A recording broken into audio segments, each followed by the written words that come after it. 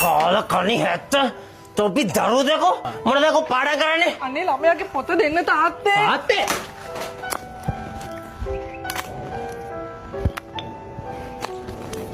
මල්ලි මේ මොනවා තමුස කරන්න මේ යාළුවෝ ඉස්සර ඔහොම ඉන්න එපා මගේ ගාවට ලැජ්ජ කරන්න එපා මට. අනේ මල්ලි මම මේ අල්ලපු පාරේ වැඩ කරන්නේ අද. ඔයා කිව්වේ අර ටියුට් වලට මොනවද රුපියල් 5000ක් වань කියලා මම. මම මොකද දෙනවා ඉක්මනට යනවා ලැජ්ජ කරන්න නේද මට.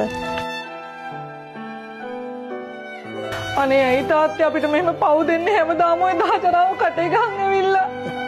පාපි කට බැල්ලි පාපි අනේ තොපි දෙන්න හැදුවට වැඩි හොඳයි යකෝ කෙහෙල් පඳුරකට සාත්තු කරානා. ඇති තාත්තේ ඔය දැන් මල්ලිට ඉගෙන ගන්න දෙන්න. ඇයි මු කැම්පස් යන්නද? යකෝ කැම්පස් යන්නද මු? තාත්තේ අනේ තාත්තේ කතා කරන්නකෝ. මල්ලි අනේ ඉක්මනට වාහනයක් ගේන්නකෝ. අනේ දොස්තර මහත්තයා අපේ තාත්තගේ තත්ත්වය කොහොමද දැන්?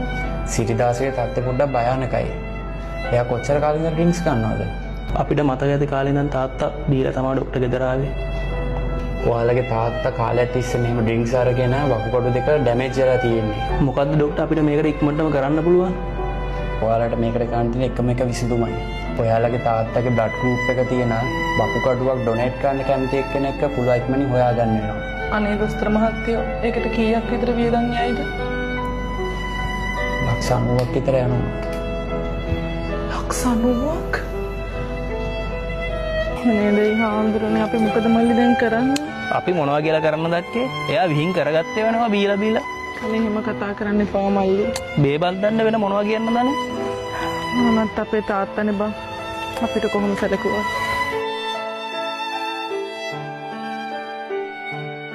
තාත්තේ අක්ක නැති වෙලා අද ඊයේ වගේ නේද? මාස 3ක් කියලා මට හිතා ගන්නවත් බෑ.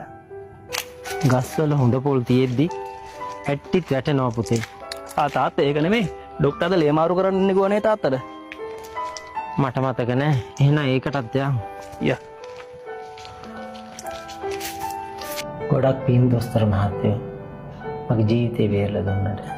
ඔයාලගේ බීමත්කම නිසා ඔයාලගේ ජීවිතය විතරක් නෙමෙයි ලස්සන තරුණ ජීවිතයක් නැති වෙලා යනවා. අදට අක්ක නැති වෙලා මාස 3ක් විතර වෙනවා නේද? ඩොක්ටර් කොහොමද දන්නේ? මට ඔයාලා දෙන්නට කියන්න දෙයක් තියෙනවා. මේක ඔයාලා දෙන්න අනිවාර්යයෙන්ම දැනගන්න ඕන දෙයක්. හැබැයි ඒකේ නම් මට මේක කියන්න එපා කියලා කිව්වා. හැබැයි මේක කියන එක මං හිතනවා මගේ යුතුයකමක් කියලා. ඔයා දන්නවද ඔයා දොතන ඉඳගෙන ඉන්නේ ඔයාගේ දුව නිසා? ඔයා දන්නවද තාත්තා? ඔයාට වකුගඩුවක් දෙන්න සර්ජරි එක කරද්දී ඇතිවෙච්ච ඉන්ෆෙක්ෂන් එකක් නිසා තමයි ඔයාගේ දුව නැති වුනේ.